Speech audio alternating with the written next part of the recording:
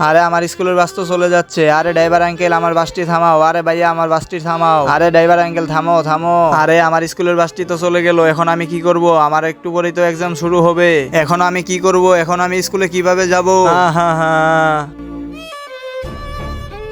আরে এই বাচ্চার স্কুল ড্রেস পরা আর এখানে কান্না করছে কেন? আরে ভাই দেখ ওই বাচ্চাটি কান্না করতেছে। আরে ওর স্কুলের বাসটি মনে হয় মিস হয়ে গেছে, এজন্য কান্না করতেছে। আরে ভাই কোনো বাচ্চার যদি স্কুলের বাস মিস হয়ে যায় তাহলে তো সে অনেক খুশি হয়। আর এই বাচ্চাটি তো অনেক কান্না করতেছে, মনে হয় তার স্কুলে যাওয়াটা অনেক জরুরি। আরে কান্না করুক না, তাতে তোর কি? চল আরে ভাই চল না, একটু ওকে জিজ্ঞেস করে আসি। আরে ইয়ার আচ্ছা ঠিক আছে চল।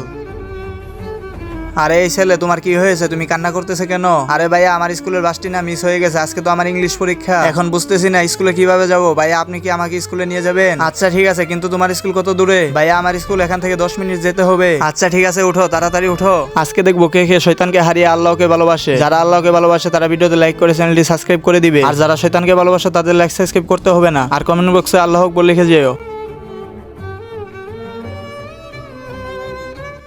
ভাইয়া দাঁড়াও, আমার স্কুলে চলে এসেছি। এই নেও ছোট তোমার ব্যাগ। ভাইয়া তোমাদেরকে অনেক ধন্যবাদ। বন্ধুরা এই দুটো লোক যে বাচ্চাটিকে উপকার করেছে এটি যদি তোমাদের কাছে ভালো মনে হয় তাহলে ভিডিওতে লাইক করে চ্যানেলটি সাবস্ক্রাইব করো।